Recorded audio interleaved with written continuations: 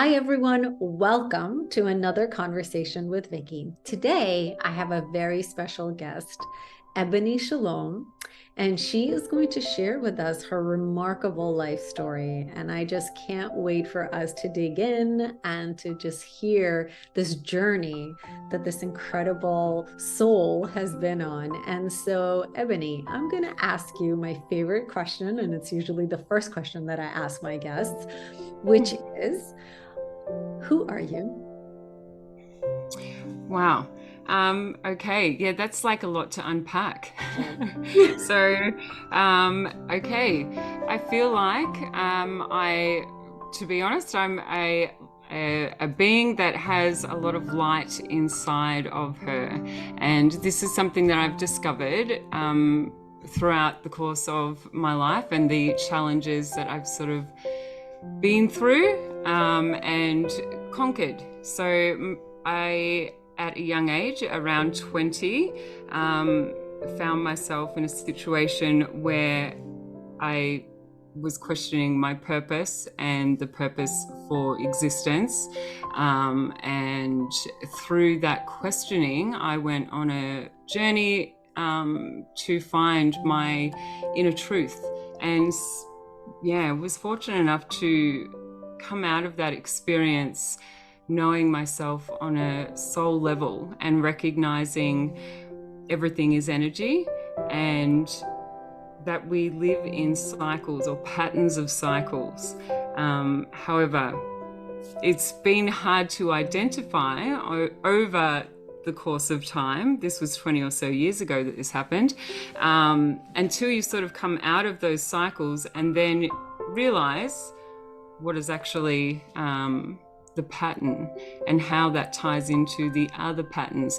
And I feel like when I talk about patterns, we all have certain things that we keep recycling. And for me, my biggest lessons have been through cycles of abuse. So, and that has come in different forms. However, those cycles of abuse have led me to understand myself. Yeah, as I said, on a really deeper level, so that I can see the world with compassion and understanding, and infuse that into my understanding of others as well. So, yeah. I can already tell this is going to be a deep conversation. So I love that. But on a lighter note, where are you joining us in the world today? Yeah, so I am in Melbourne, Australia. That is amazing. Yeah. Um, and I was curious about your name because Ebony and Shalom both have meanings. And I was Mhm. curious, is that a name that was given to you? Is that a name that you chose later on in life? Because both words have meanings in different cultures. So I was just curious about that. Yeah, no, my mum actually picked out that name for me before I was born. And that's, yeah, so it does hold meaning for me. Ebony meaning black, shalom meaning peace. So my whole life literally represents that meaning, that whole black piece, bringing light to the darkness and all this sort of stuff. And I know that it does hold meaning in different cultures and whatnot as well. However, that was the meaning that stuck with me as I grew. When I was little, I didn't like the name. I didn't like my second name because it always got missaid, and so it was not something that I enjoyed to have, like, and would hide that. But now I'm like, yeah, I love it. Well, I think everyone can relate, right? I think when we were younger, we all go through this, I had curly hair. I hated my curly hair. I wanted straight hair, right? So Yes. we always want what we don't have. But then I think as we grow older and we mature, and I think that it actually has something to do also as we come into our own and we start to recognize that there's beauty in everything. You start Mhm. to appreciate the things that you are or that you have. Absolutely. And like that definitely was something for me. So I was just curious about your name. So I Yeah. wanted to start there with just kind of the basics. So getting into some of the heavier stuff, and again, like, we can go as deep as you're comfortable with this. Mhm. You had mentioned about, there being patterns and patterns of abuse. And what I find very interesting, and understandably so, is that people have a really hard time verbalizing and just being open about that. Yeah. And you opened with that in kind of like your introduction, and so that kind of tells me that you've gotten to a point where you're at peace with it and you're comfortable with it. And I'm Mm. curious, what journey did you go through to even get to this point where you're even able to say the words and speak them? Yeah, sure. So you know what, like, okay, if we rewind, if we go back to sort of how, like, in my childhood, when I was born into a really extra large family, and I'm really blessed to have been able to establish relationships with my uncles and aunties and, like, cousins, and we all grew up together. It was like a massive community in a sense, and there's a lot of love there. So my foundation was actually built on this unconditional love, and I had a beautiful childhood. I'm actually the oldest grandchild, the oldest child, so I felt pretty special. Like, this is always carried with me, and that's always been something as well, that I feel really blessed to have. But that foundation has always brought me back to myself when times have got really tough and I've got off my own path, and of living, in that space of love. So this is something that's really important in my personal story.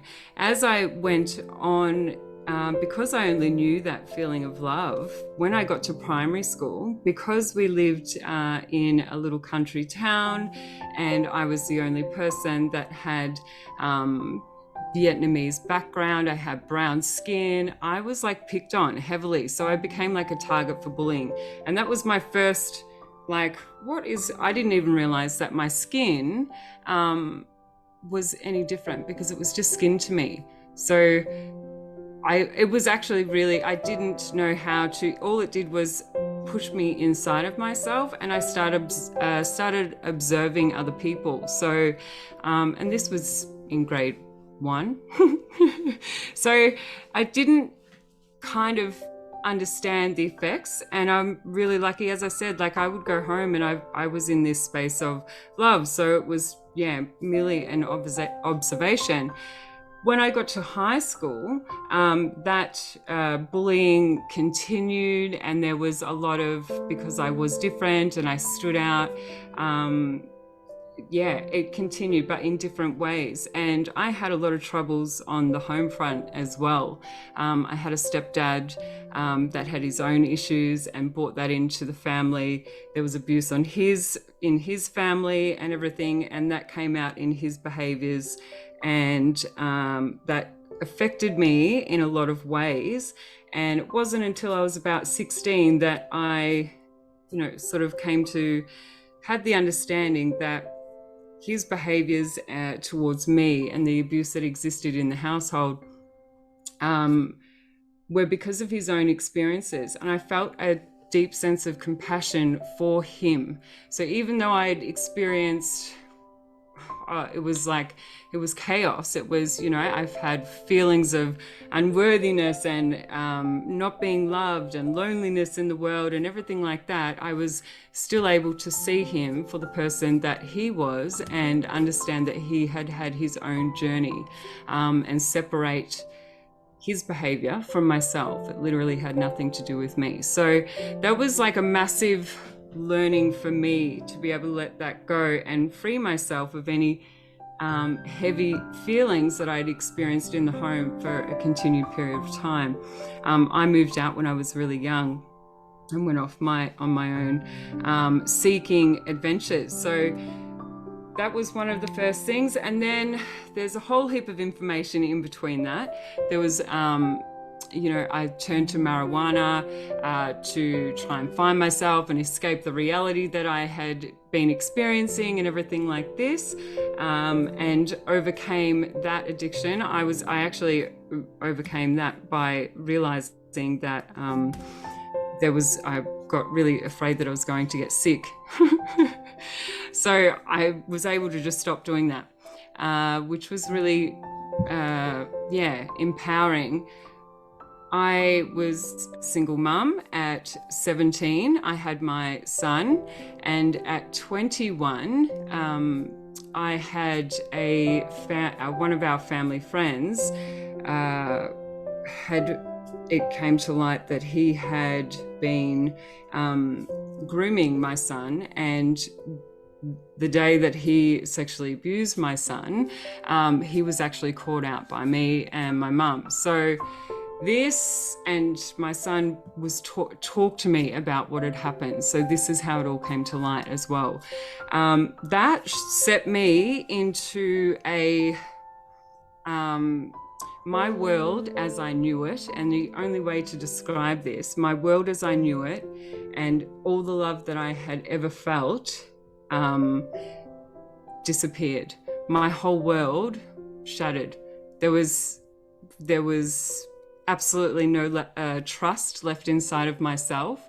And as time went on, I noticed like feelings of shame and guilt that I picked up being his parent. Like I had one job, and that's what I used to, like I had one job and I couldn't even protect my son.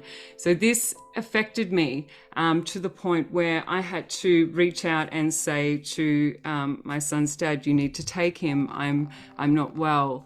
And I started using amphetamines to deal with everything, and that's when I realized that my coping skills were resorted to addictive patterns of behavior to escape the realities that I was experiencing and seeing in the world.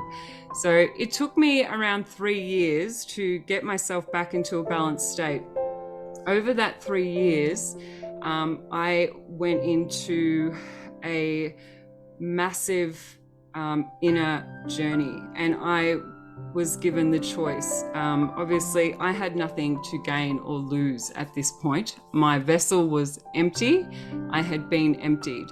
And I remember standing under the stars and screaming to the universal creator to show me why I am here, show me the reasons that are, that Earth is like it is, and begging for assistance and help down here. I put out an SOS and said, show me how I can assist, and let me be a part of, that understanding.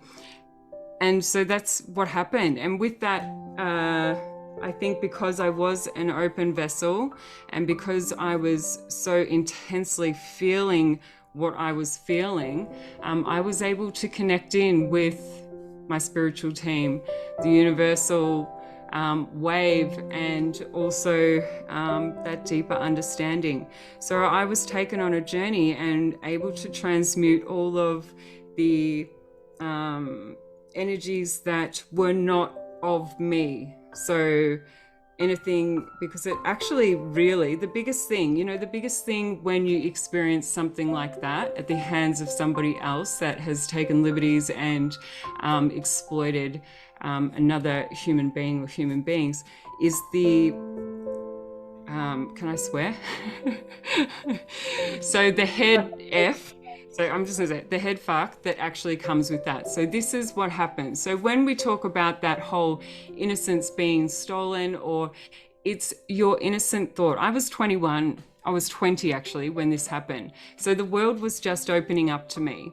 Fortunately, my son was, he was 3, so he doesn't remember stuff.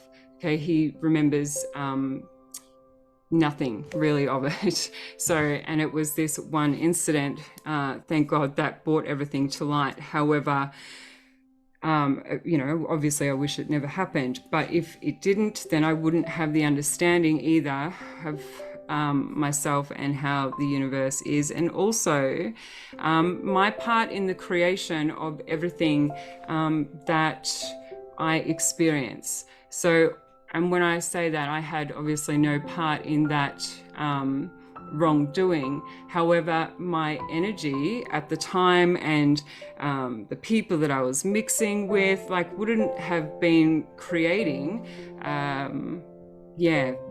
and even like the way that my thoughts were, because I was very disconnected with myself. I was shut up. I was conditioned. I was a conditioned being in this world, and I didn't realize I was naive to the world. I didn't see the world for what it was. I just lived in a bubble and worked and did my thing. So, you know, to have my thoughts corrupted in a way where I felt like I had to battle for my soul. I had to battle for my thoughts to come back to a place where I didn't view everyone as a threat, or I couldn't see pedophiles everywhere, or like, and this is the mental anguish that you go through. And that was like the biggest challenge. And I remember thinking, when are these thoughts when are they going to stop? Like, when will I see the world again as that beautiful place that I grew up in, you know? So it's that innocence and that corruption that comes in from other people, trying to, put their spin on your reality. So anyway, that, as I said, this is really heavy. However, the reason I share this is because the feelings of shame and the feelings of guilt as a parent when something like this happens, and even if it happens to yourself, like, you carry this burden and then these corrupted thoughts, and they're not your own. And like, unless we come to a place where we can truly forgive everything that's happened for our own peace of mind, and to reinstate love back into our hearts, and even go that step further where we feel an unconditional love for all, we can't reclaim our power. And the power that is taken, and that innocence that is taken, is won by the predator. It is won by the other. And so when I became aware of this pushed me to release what was not mine and reclaim what was. And that was a loving, kind, compassionate heart that understood that what was done was absolutely not appropriate and was not okay in any way. However, that person had obviously experienced whatever in their life and were not strong enough to get out of it, and just was reproducing what they knew. So it was my job then to become more vigilant and more self-loving and more self-aware to prevent anything like that happening again. And that's what it showed me. I could sit in that space and become a victim to that situation, or I could elevate myself and become more self-aware and more self-loving and move and create the life that I wanted from that point. So I was able then to understand myself on a level and understand the compassion that I could feel, and understand others as well on that soul level, because that's what reflects out. The deeper we go within ourselves and the understanding we have of self, you can then it reflects back in your reality. So if that makes sense. Yeah. So that was, yeah. So first of all, I want to honor your journey, and I want to just, from the bottom of my heart, thank you for sharing your story, because in our vulnerability and our willingness to be courageous, I think we help save so many lives. We do, because we shine a light on the things that are so dark that a lot of people want to either run away from them or pretend that they don't exist. But guess what? They do exist. They do. And yeah.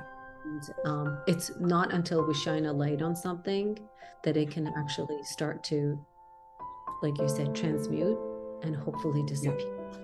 But you've said so much and you've shared so much. And so I genuinely want to thank you. And I jotted down a couple of things that you said that really touched me. you talked about forgiveness. That was kind of like one of the very first stages. I'm going to call it a stage. Yeah. One of the things that you've talked about. And, a lot of us feel wronged in life by various acts. Recently, actually, that's what inspired my YouTube channel.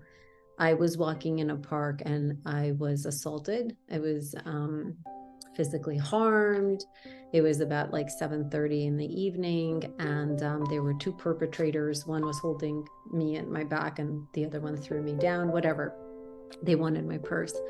And it was interesting because one of the two ways that I've been able to get through the incident, the fear, the questioning. It's interesting that you talked about guilt, because, and not that I can compare myself and what happened to me to you, but one of the first questions that I asked was, am I being punished for something? Is God punishing me for something? Yeah. Why did this happen to me? Right? So that very much came up. The second thing, though, that came through for me was gratitude for just like being alive. I was in the emergency room and they had found a blood clot and whatever, and I didn't know if I was going to come home, when I was coming home. Like, it was a whole thing, right? Wow. And in that moment, I felt tremendous gratitude just for being alive. And I was just like, I'm going to focus on that. I'm going to focus on the fact that I'm alive and that I'm in a hospital, and that if something's wrong, they're going to take care of me. Yeah. That was the second thing. And then the third thing was forgiveness. And I chose, and you said this word, you said it's empowerment. You empowered yourself. And that's exactly what I felt in that moment. And I decided that I was going to empower myself, and I'm going to forgive what happened, not because I condone, and you spoke to this as well, not because we condone the act, but because we need to energetically release the anger and all that heaviness that comes along with holding on to the incident. Yeah. And it was only after the forgiveness that I was able to somehow, not that I was physically, I would walk and I'd still feel the fear in my body. Like I would be able to go outside without my dog or anything. And so, but forgiveness played a huge role in my ability to just at least move on from it. So can you share a little bit about, your journey to forgiveness? And you even talked about, you said you were 16 years old and you had the stepfather, who was making your life a living hell. And even then you were choosing to forgive and to look at it from another side through the lens of love, and to say, hey, something brought him here, right? And then with this other perpetrator and predator, you also chose to forgive. And I'm going to call these people monsters, right? And on some level, right? But you're choosing to see this through the lens of love, and you're choosing to forgive. I'm going to ask you, how did you come to that? I feel like, we hurt ourselves when we hold on to the hurt that other people are projecting onto us. And that's what it is. Their actions and the way that they behave and the way that they offer their energy in the world is about them. And as painful and as excruciating as it is to accept that people can be so cruel and disconnected from self, essentially that's what it is. And they've become trapped in an energetic matrix where they aren't strong enough to actually take accountability for themselves. They aren't actually even being themselves. And when you see into your own self, you can see into other people and realize the disconnection that they have. And this is what the world as we have known it has created. We have a whole heap of people that have gone so far off their own paths and natural state of being, and we have all this hurt being continuously cycled, and with that hurt is, you know, unworthiness and self-doubt. And the only way that you can stop the suffering in your own being is to come to a place where it's not even like you accept what has happened. It's you understand that you can continue on. You know what, to be honest, I just didn't want to wake up another day questioning if I was going to make it through the day, because that's what the pain did to me. It ate me up, and I didn't want to be here. And that's why I turned to drugs as well, and was using drugs because I didn't care if I died. If I died, then that I just, you know, I took it, that was my time. So it's not also escapism, right? Like a lot of times isn't like any form of addiction, I feel like, is also a form of escapism, because we don't maybe want to, or tell me if I'm wrong, is that we don't want to necessarily look at, deal with, and live with the pain and the torment that is inside. Was that your experience, or? Yeah, so I feel like it's not well, there's a level of, and we can view it as like escaping from that reality, and I think I referred to that before. But in all honesty, when we use drugs, and when anyone uses drugs, it's a way to control what is happening in our own realities. It's the only way sometimes that we can feel a sense of control in our lives, right? So this is what it comes down to. When you live in a world, and this is another cycle of abuse that I had to work through and come out the other side of, when we understand that we are feeling out of control in our reality, with our life circumstances, with the way that we feel, we may turn to things that make us feel better. And that could be food, it could be alcohol, it could be drugs. There's these patterns of behavior that we try and feed ourselves with to self-soothe, you know, and that's what it is. It's trying to gain control over our lives or reality where we feel we have no control. And when we realize that, we actually realize that what we do have control over is how we care for ourselves. And when we see everything as energy, we realize, and the way I was able to get myself out of the cycle of abuse with the drugs is recognizing that the energy that I was feeding into my body, and then creating with that reality by using the drugs, was a really low vibration.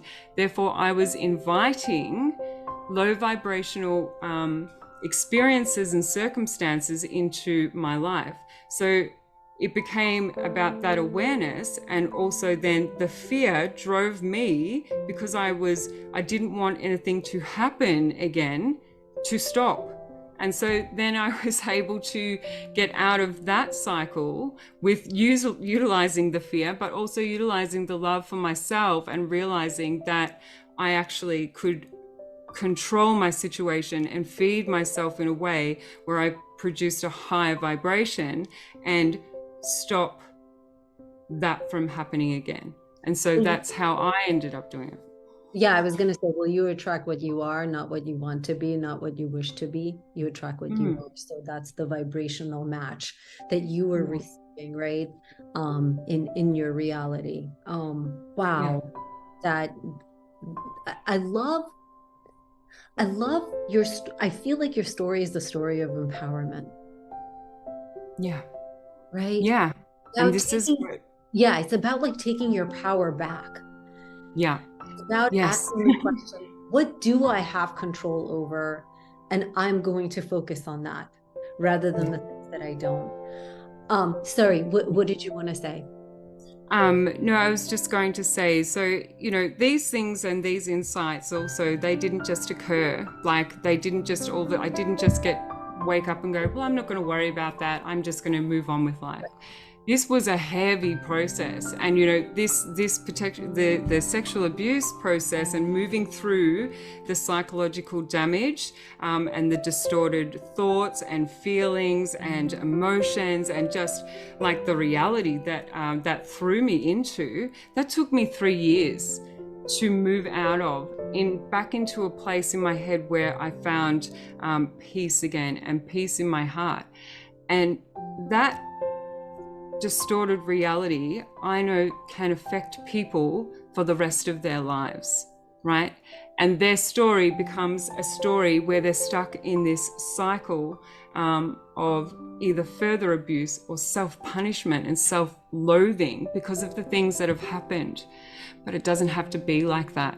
You know, and as soon as we take our power back and realize that other people in this world are going to behave how they feel inside of themselves, that is not our responsibility, right?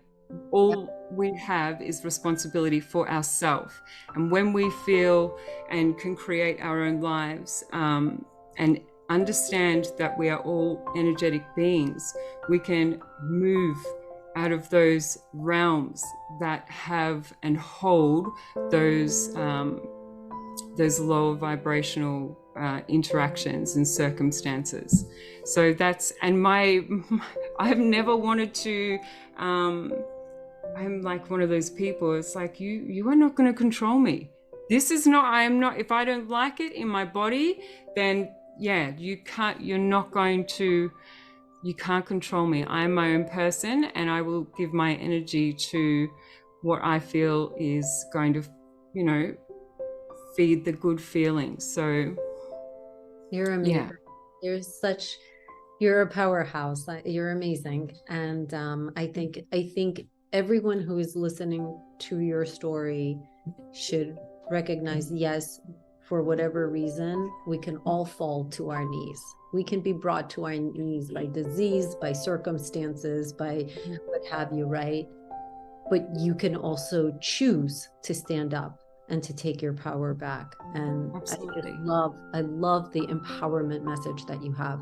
As I listen to you and you talk about this 3-year journey, of course, like what comes to mind is if I'm somebody who is perhaps faced with similar circumstances in my life, right? God forbid, but if that is the situation, what did you do? Like, do you have any practical advice in terms of like how you were able to pull yourself together and to really shift, and I'm going to say both mentally and energetically, into a place of empowerment, from a place of victimhood, from a place of, I don't want to live, I don't care what I do, I just don't want to wake up tomorrow, to a place of complete empowerment and this mental and energetic shift that you went through.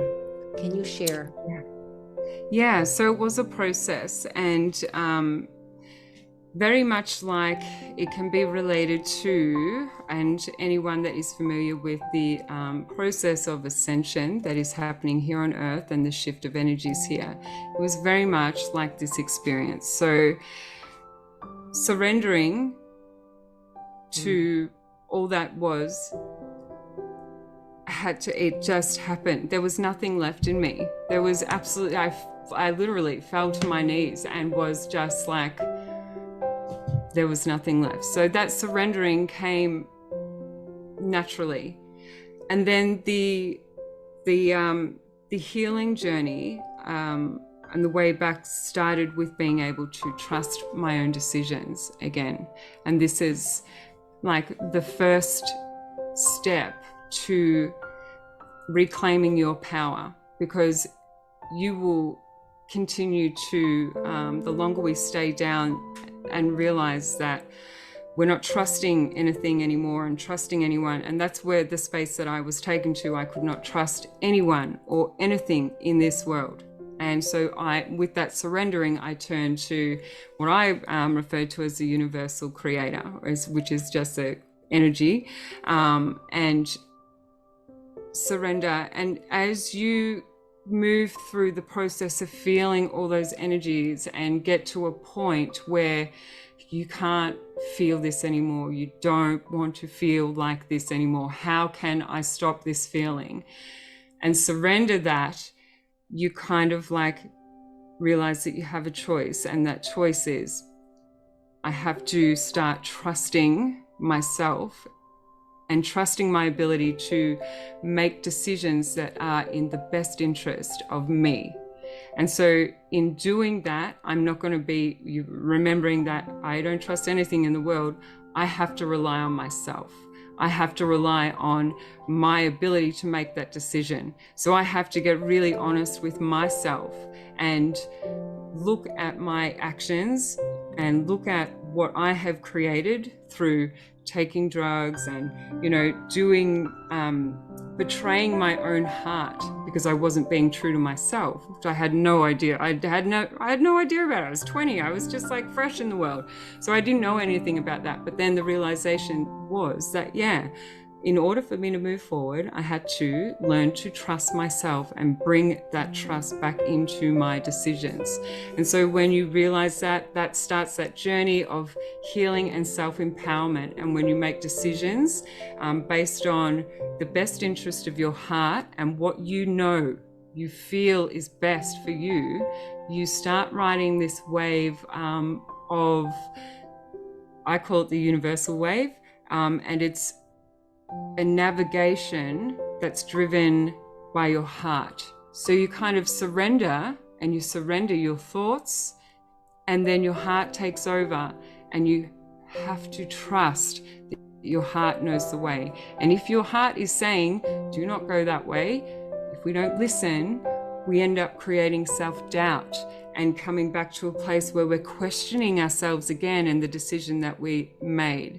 So I had to get really in tune with what my heart was saying. And obviously, because I was an open vessel, I could hear really clearly what I needed. And so that whole stripping back of layers, energetic layers, we don't have to go through these shocking circumstances or experiences to strip back those layers. We have the ability to strip back those layers right now, and come into a place of knowing, trusting our heart and the decisions that it's made or making, just by listening and being brutally honest with ourselves, I have two questions. The first question I want to ask you is, if you could talk to Ebony when she was 20, what would you say to her?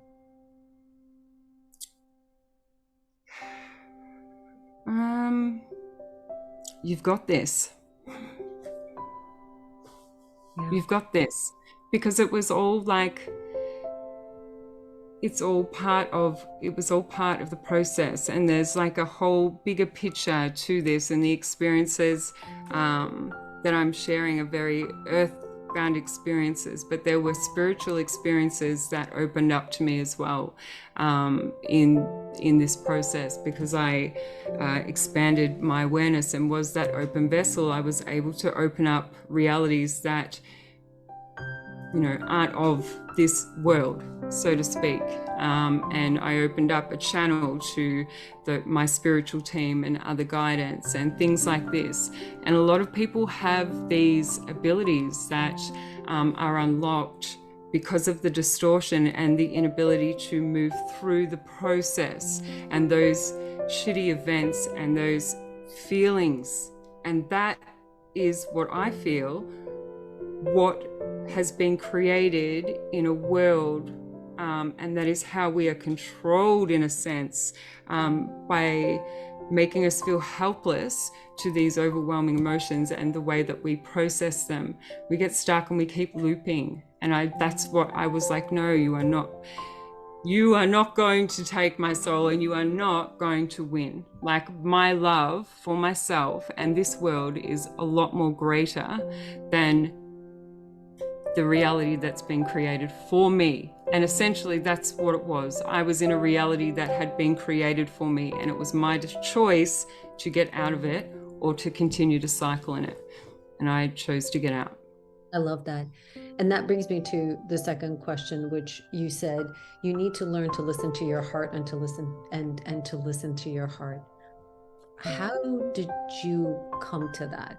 Like, how did you start to listen to your intuition? And I'll tell you, like, it's really interesting. I've talked to so many people, and people will say, you're really intuitive. And every single time someone says that to me, I'm like, they're insane. There's no, like, I'm not intuitive. I don't know anything. And yet I do things just kind of by feeling through them. And I just kind of like take these little baby steps, which seem insignificant. But then when you zoom out and you look at it in totality, you're like, wait a minute, how did that? And of course, there's like synchronicities that happen to you, right? Or for you. And that, like, all of these things just start flowing into your life. And like, if you do the zoom out, you're like, oh, like, that's interesting that I took those steps in my life, right? But on an everyday basis, if someone says to me, you're intuitive, every single time I die laughing, because I'm like, oh, they're crazy. There's no way I'm intuitive. I don't know anything, right?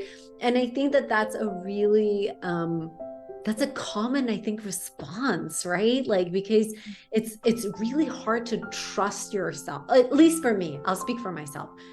I have a hard time, like, trusting myself, and I'm doing a lot better since I've been on my journey with that. But I know I've always struggled with that. So, like, what advice or guidance do you have for someone like that? Yeah, so that was there's a couple of answers in that. So firstly, that trust in oneself.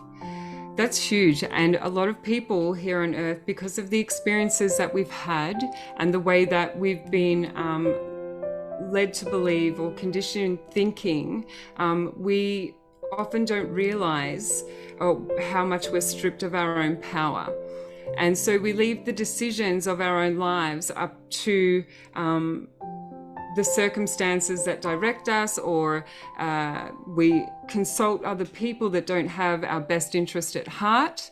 Huge for me. Like, I used to consult everyone in my family, my friends. Like, I needed 10 opinions to make a decision. I mean, I've gotten better at that, but you're spot on. That was exactly me. Yes. So, and then what happens? So, like, if you reflect on that, and when you go and ask these 10 people, right, and then it creates a sense of self-doubt, because all those 10 people come back with different opinions on what you should be doing with your life, right? Even though they don't know you like as intimately as you know yourself. No one does. And then you sit there questioning, well, maybe, like, you question yourself. And so this in itself creates an energetic cycle which holds us in a lower density. Self-doubt, unworthiness, it opens you up to all these things.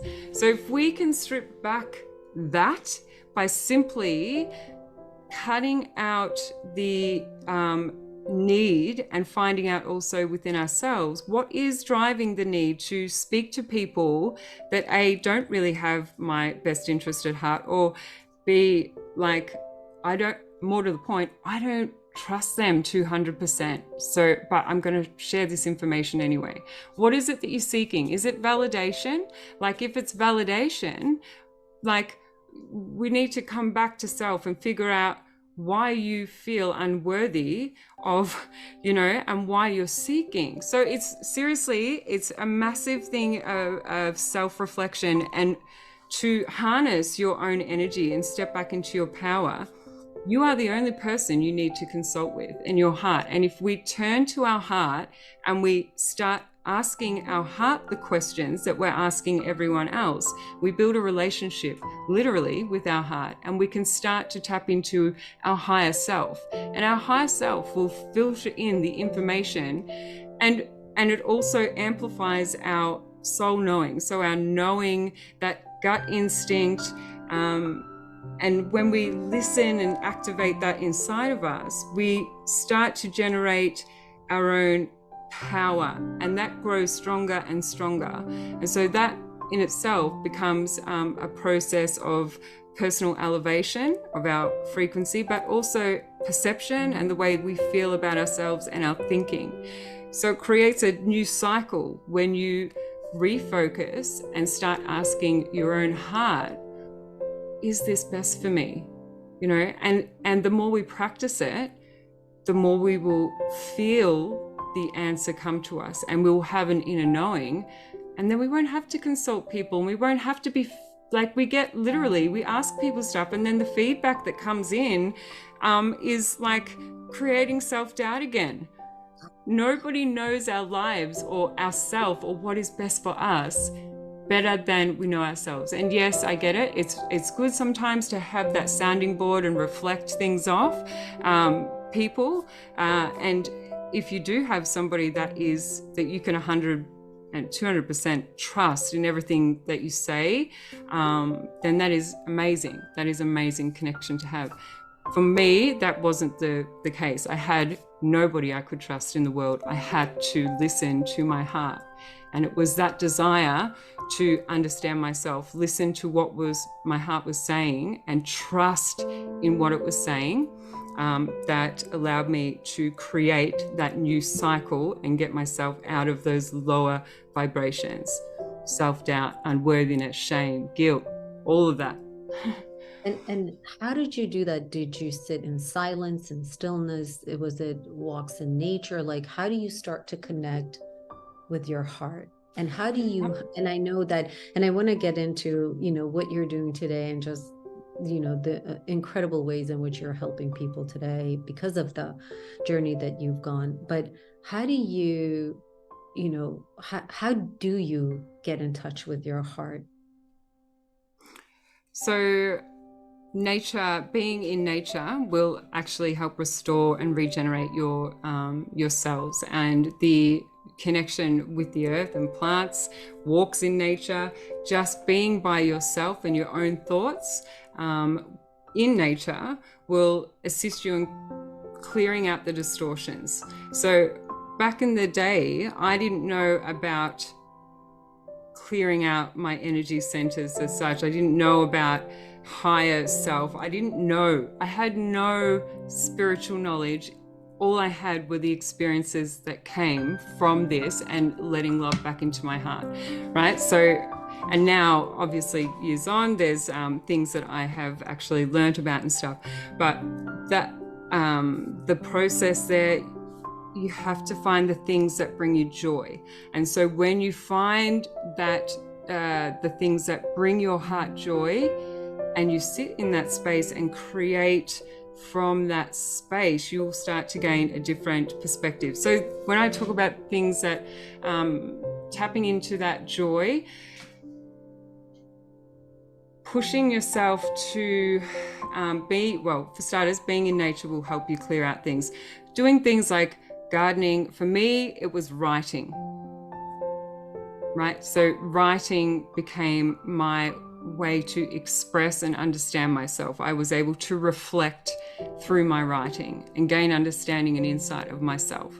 So that for me, that is what worked. But each of us will have a different way that we express ourselves and can release the energies that are inside of us. So if I didn't find that writing, I don't know, but I just know that each of us have a tool inside of us. And when you decide that you're going to listen to your heart, the universe will guide you to whatever it is that's going to assist you in moving forward.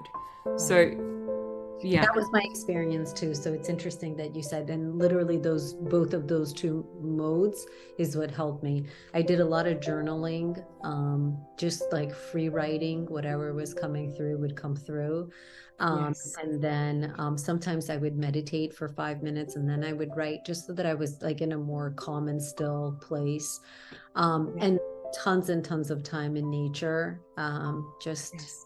and one of the things that I do is, like, when I walk and I see trees, I'll just like touch the trees, because I can't walk barefoot right on the street, but I'll just sit and I'll touch the tree, or I'll sit under a tree, just like completely grounded, right? Like without Yeah. between me and the earth. And I'm totally okay with little ants crawling on me and me getting dirty. It's funny, I'm going to call it the old me would have been freaking out about like having ants crawling on me. But now I find it so amazingly comforting. There's something so soothing and comforting. And you feel the love of the nature just like come through you, that energy. I love doing that. Like I'll go to a park and instead of sitting on the bench, I'll just sit on the ground. Yeah. And I've found Yeah. that tremendously helpful. So, Absolutely. Can I just add to that yeah. as well? Like, so that connection with nature, if I look back, so this was like this cycle, that whole sexual abuse cycle and what I was awoken to and the truths and how I moved through that also guided me to understand. And now when I look back, and because there's other cycles that have come after this that have continued in abusive ways, but in different ways, the earth and her nurturing energies have been what have allowed me to regain a sense of myself through her nurturing energy. So she has seriously been the only thing that has caught me and shown me and allowed me to feel what nurturing feels like in my adult life. And being able to feel that has prompted me to be able to instill self-care practices that also nurture. I can nurture myself. So she taught me how that felt, and how crucial that is in feeding to our own mind, bodies, and souls. We need to nurture ourselves. And so if you are looking for that connection, or if you're craving like a sense of peace and nurturing, the earth will provide that for you and give you that experience if you are open to it. And this, so she opened up a whole new way of looking and connecting with her, and I'm very grateful for that. So I love that. And is it through like a grounding practice that you have? Is it walking on the beach? Is it water? Like what elements have you found? it was just mainly the trees, the trees speak. The trees speak. And through that, though, like I was able to also tap into the consciousness of the earth and hear her talk. Everything talks, and it's all through vibration. And this is where I got a greater understanding of how our multidimensional selves and the realities that we play out are all relative to what the earth and her energies have experienced as well.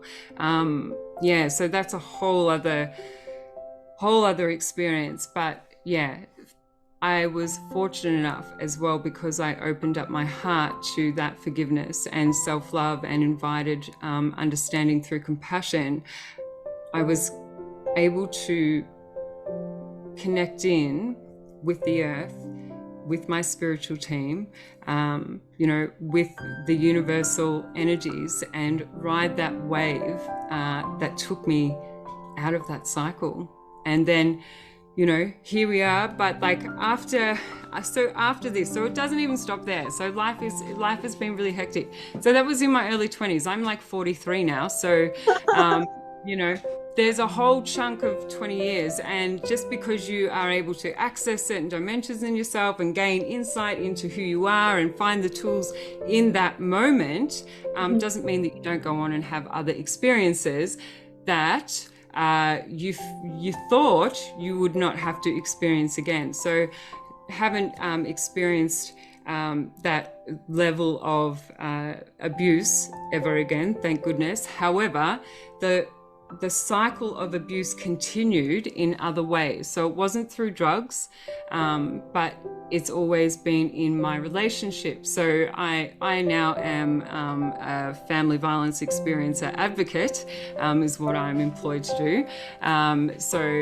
But I've had a few relationships over the 20 years. When I say few, like 3 relationships that have all had a level of abuse in them.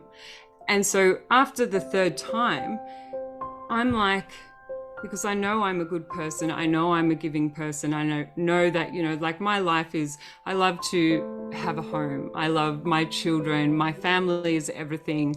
As long as my home life is good, the world is great as far as I'm concerned. So I'm a homemaker. I am, and I pride myself on that. I'm a lot more than that, obviously. Right. But it's one of the yeah. hats that you wear in life. Yeah. And it's something that brings me joy. We were talking about that before. It is seriously something that brings my heart joy. I love being a mum. I love providing for my family and creating safety in their world, and nurturing them, and nurturing their individual gifts and everything. So that to me brings me a lot of joy. My relationships, I've had the physical abuse, I've had the mental abuse, I've had the verbal abuse and the spiritual abuse. So in different forms and in different ways, it's presented itself. And so I've had to, after these, obviously you go through these cycles, you don't realize you're in them. And then you come out the other side and you go, what the hell just happened? And you get a sense of yourself back again, because obviously I've looped back down into that lower realm, maybe not as far as where I went before, but there's a part of me, and this is what I have recently learnt after 3 attempts at these intimate relationships. It can't always be everyone else's fault. You have to take responsibility for the energy that you are putting into any given situation. You can be the nicest person. However, if you are betraying yourself, and if you don't listen to your heart and what it is saying, right? And it takes us back to that first bloody massive jolt that I had. What did I learn there? I learned that I need to trust myself and listen to my heart. When I have not listened to my heart, knowing that this relationship is probably not the best, and then I've gone and tried to serve others in a way that's going to make them feel good, because I already feel good about myself, I know myself, so then I'm just going to overgive, and then I'm going to overstep my own personal boundaries, right? Because I'm okay and I can see the pain that this person is going through and the experiences that have created. You cross your own boundaries and you betray your own self and your heart, and then you loop back down. You come back to that place. And so I agree with you. That's like a repetitive cycle that you've gone through. But do you think that the reason some people, and I'm going to call it people please, is because they're seeking that love and validation from without instead of from within? It's exactly the same thing that we talked about earlier, but in a different way. It's all the same. Yeah. And this is what I'm saying. So those cycles of abuse, they are all relative, all right? And they might have different intensities to them and different circumstances. However, the underlying feeling that keeps us looping are feelings of unworthiness. We are seeking validation from other people, and feelings that we just, at the end of the day, don't listen to what our heart is saying is best for whatever reasons. And that might be, you don't want to feel alone. You don't want to be doing life because it's just not, it's hard out there. And so you stay in situations, and this is why people do stay in situations, and they try and make things work, and they give more and more of themselves and abandon more and more of themselves, because that's an abandonment of yourself, right? Correct. You're so you're afraid of someone else leaving you and abandoning you, but in reality, you're abandoning yourself. And which then creates exactly yes, it brings that. So when we abandon ourselves or betray ourselves, right, in that way where we're not listening to our heart and acting on what our heart is trying to tell us, we create situations and scenarios that feed into the reality that we are creating in ourselves. So people will start betraying you. You will be abandoned by people, that you will feel these things because you're doing that to yourself. And this is where that self-responsibility and taking responsibility for your energy and your mind, your thoughts, and how you are literally connecting with your own heart and listening to it, that becomes so important. And it's something that after all these years, and even the insights, so I've got that foundation of love, I've gone through that, those massive shocking awakenings, I received all the lessons I needed, then still went on to experience these cycles in different forms, right, that have just given me the insight onto what I kind of missed. Yeah. And just to make sure that I really, you've got the picture now, the universe just You kept mastered replaying it. See how the unless we get the messages and realize the messages, things will keep replaying. Yes. And that was, something in the last, sort of 12 months that's really, really hit home, has been my own sense of abandonment and betrayal of my own heart, and knowing, and looking at the issues of why I was running from that truth, what was preventing me. A lot of the time it is fear of the unknown, fear of moving forward on our own, fear of whatever circumstances. But we need to be able to move past that and trust the process. Trust that when we come back into our heart, we will be elevated and guided, and things will fall into place. So, and supported. I want to recognize you for your humility, because I think that, we've talked about kind of like where you'd been, and then the self-empowerment that you stepped into, right? That self-power. But then you went through other experiences, right? And they shined a light on something else that you needed to see, right, in you. And I think that it takes tremendous humility to recognize that, hey, there was like this other piece that I still needed to experience so that I could take it, shine a light on it, and then transmute it further. And so I just kind of want to recognize you for that, because that's really hard to do, right? Because as humans, we're, like you said, in fear to admit to the actual truth of the things, right? And we will continue to keep the lie alive, right?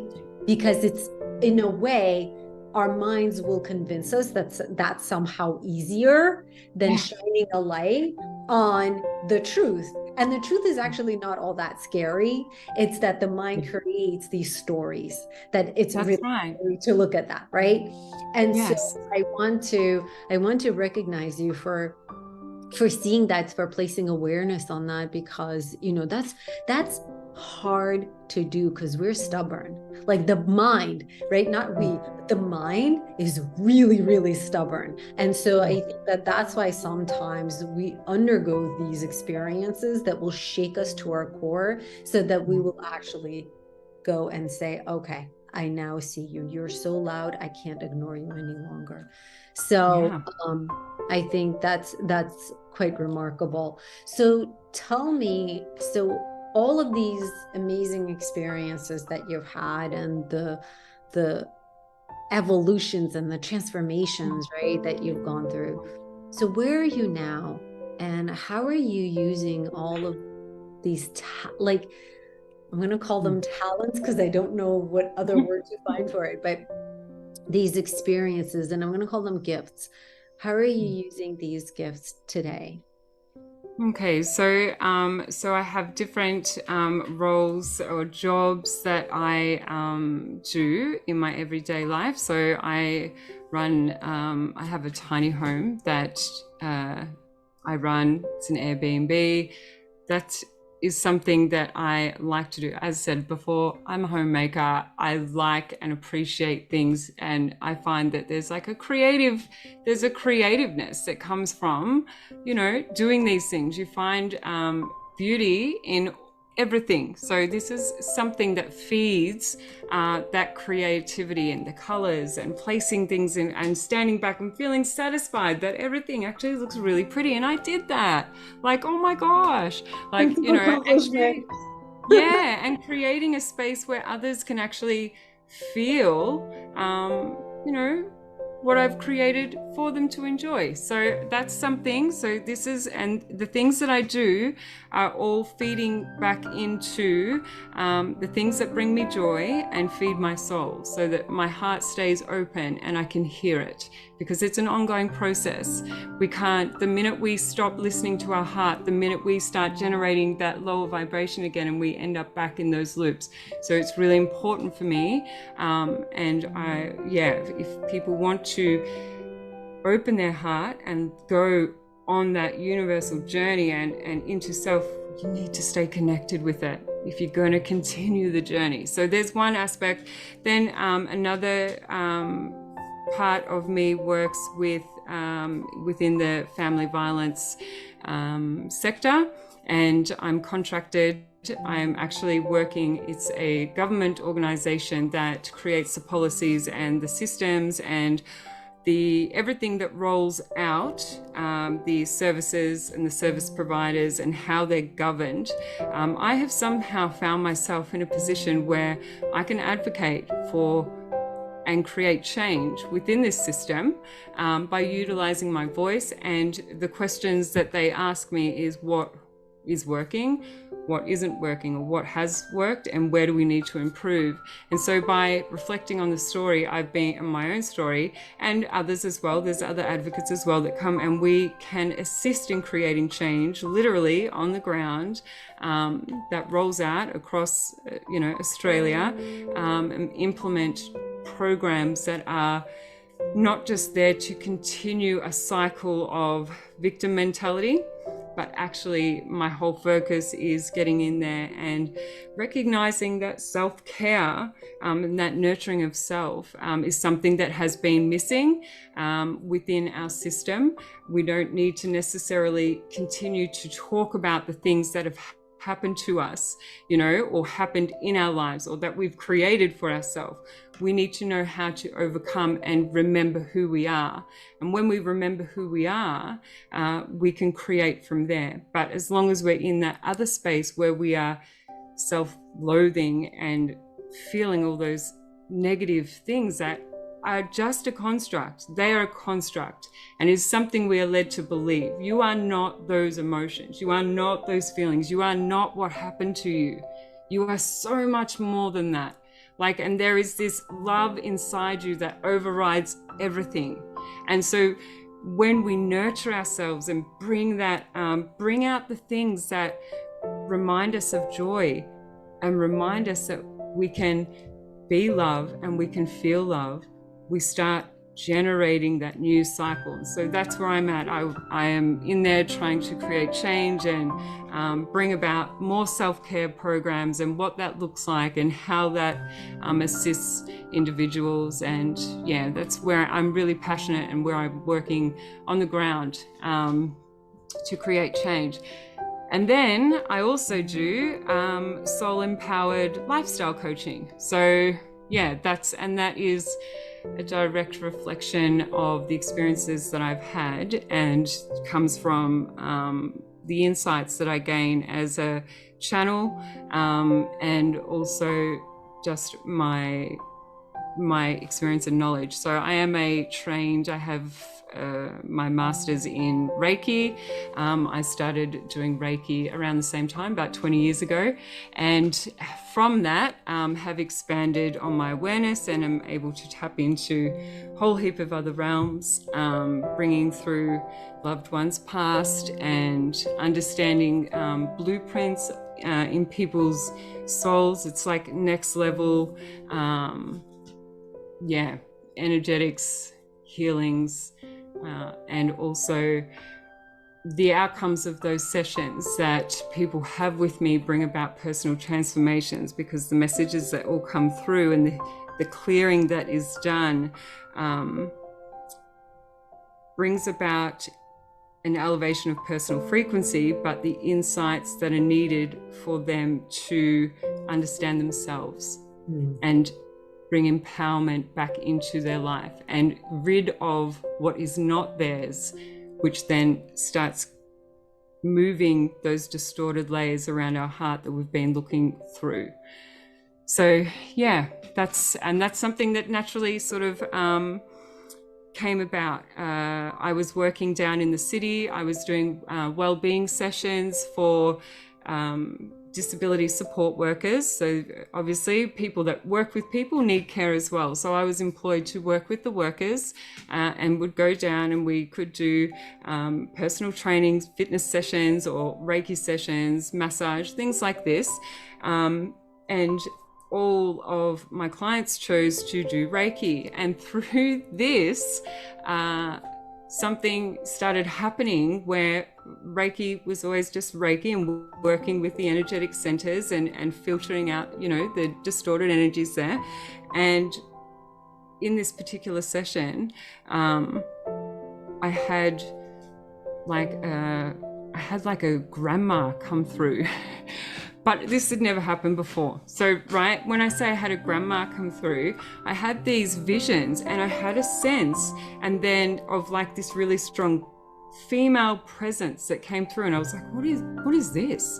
Anyway, I'm, you know, like, and then I started hearing her and she started talking to me, and I was like, you are not going to say anything. You will get the sack. Do not say anything. Like, seriously. So, but by the time I had gone from her crown chakra down to her heart, this grandma had brought in another grandma, right? And they were both talking, and they were both actually sharing information, and they were insistent.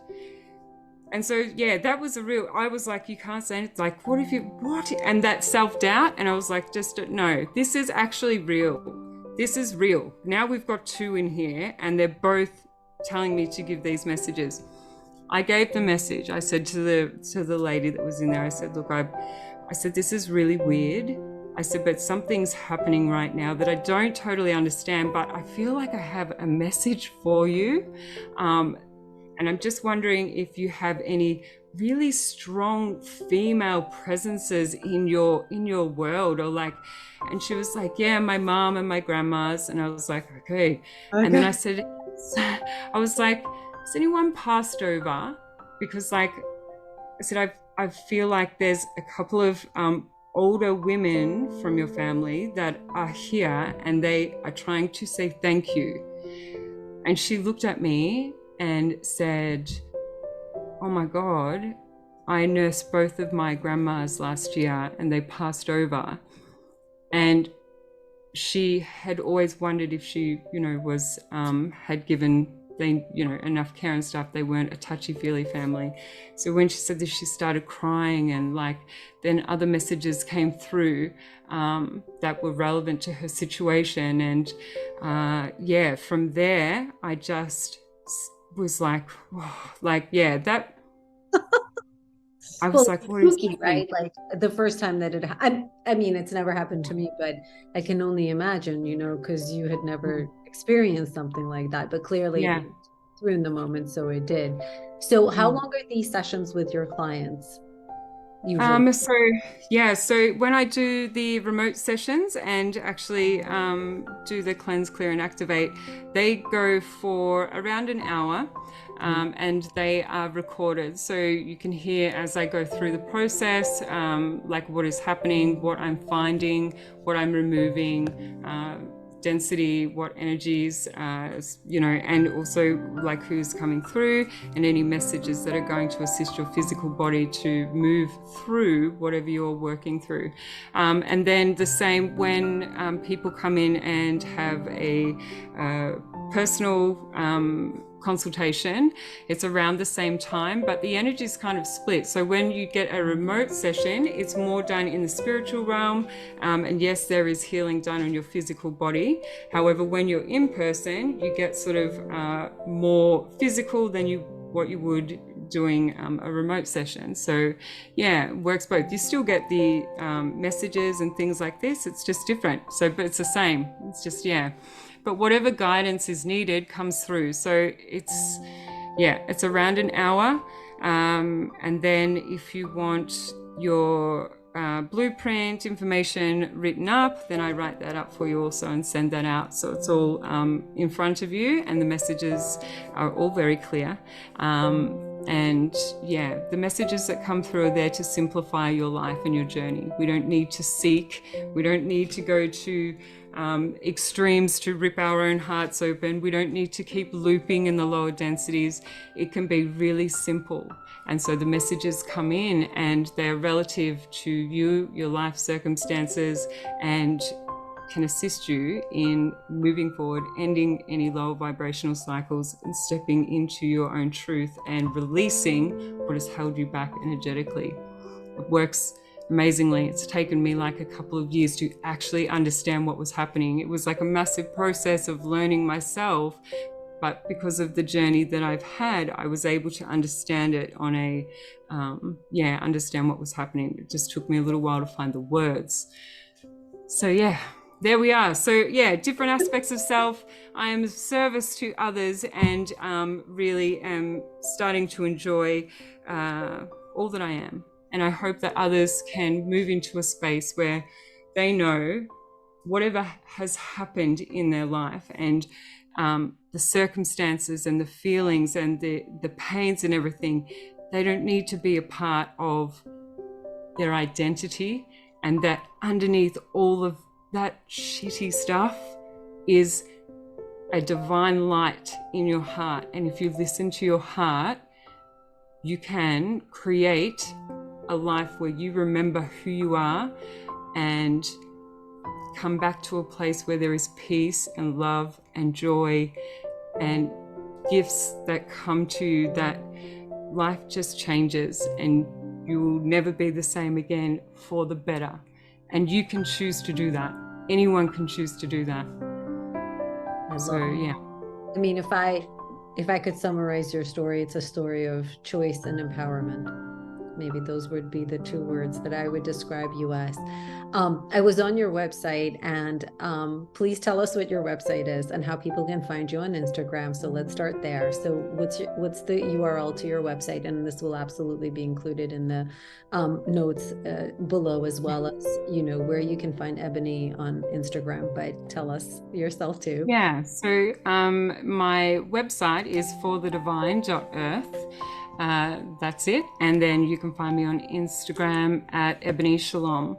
My website is continuously getting changes. So if you want to get in touch, people can just message me at Ebony Shalom at For the Divine Earth.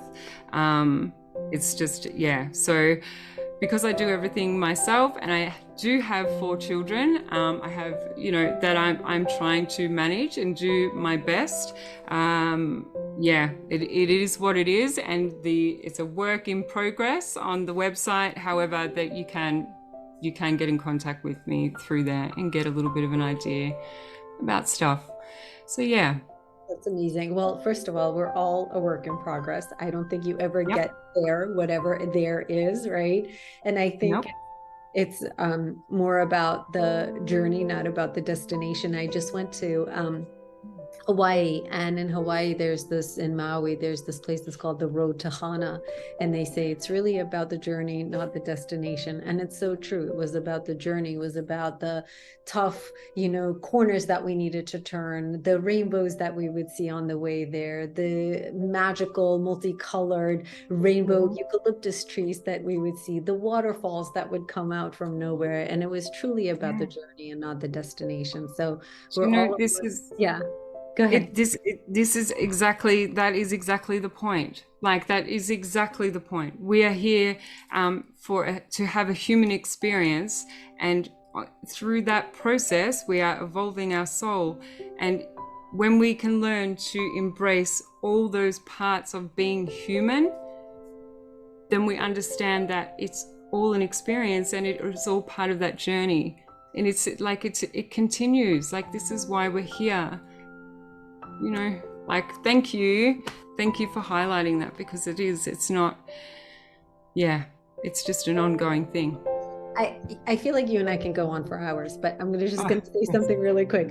But I feel like, before I used to be so goal oriented.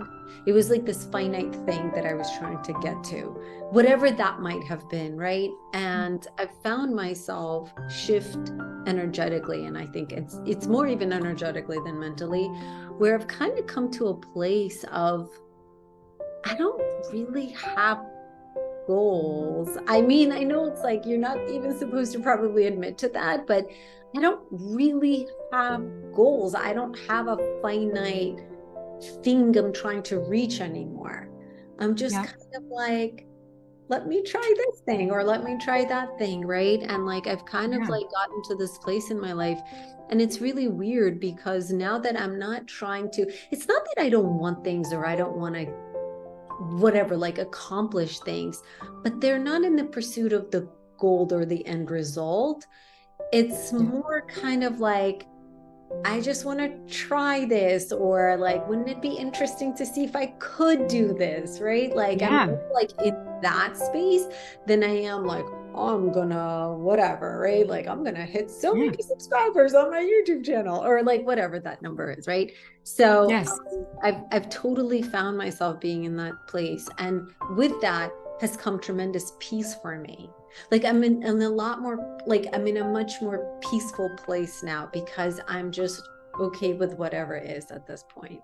Like I'm just, Yeah. And yeah, there's like this so, peacefulness that sorry. comes. And I feel like what you're actually explaining is that journey into your inner self. You are existing in a space where you are exploring what brings you joy. And Mhm. through that self exploration, you're finding out more about yourself. And so your goals aren't necessarily outside of you. You're enjoying the journey and getting to know the inner parts of yourself that get distracted in a world that keeps us so busy. And so to get to that space, you have to work through quite a bit of density. So pat yourself on the back and know that where you are is exactly where you need to be able to expand that light within your heart. And thank you for doing that because it inspires others to do the same. Oh, you're so sweet. Thank you. But where I was trying to get to is I was on your website and I actually read some of your customers' testimonials, and that you're like you're truly helping people live better, happier lives, and that you're making such a difference in people's lives. Like, having gone through your sessions, like I read some of the testimonials, I was like, oh my God, that's amazing. Like, this is amazing. And you're really sharing your gifts with the world. And so I just encourage anyone who's listening to our story, if nothing else, take away, the story of empowerment, self-empowerment, that you do have a choice. And, everything that you've shared so authentically, vulnerably, has taken such tremendous courage. And I really want to commend you for that, because I've asked quite a few people, if they'd be willing to open up. And I think a lot of people shy away from opening up their hearts. But I think this just kind of goes back to the journey that you've been on, where you've been able to tap into your heart, get in touch with your heart. And now you're able to share that with the rest of the world. And you're such a gift. You're such a gift. And I'm so grateful to you for coming and for sharing your story. I hope everybody checks out your webpage, your Instagram posts. Some of your Instagram posts are just really fun. I looked at them and they're just kind of like, hey, I'm like hanging out with my kids or this or that. So I love that. I love the life that you bring into it. So I loved your Instagram Thank you. and your website. And, I hope that this is one of many conversations that we're going to have, because we're truly evolving. And it would be interesting to see how we have, evolved and changed um, Absolutely. over time. So I'm so, so grateful to you. Any closing thoughts on your end? No, just like no, just be. People just need to be. Be honest with yourself. Go forth. Bring all those beautiful parts of yourself to the world, and raise the bar on your standards, on your personal standards, because you're worth it. That's it. No one else is going to do it for you. Set the example of how you want to be treated and what you want in your life. Yeah. Because you're going to bring in, you will attract what you are being, not what you want. And I think that that's really important to remember for all of us. Thank you. Thank you. Thank you for sharing your story, your wisdom. Thank you. I look forward to more conversations in the future. Yeah. Thank you again. Thank you. Bye-bye. Take care.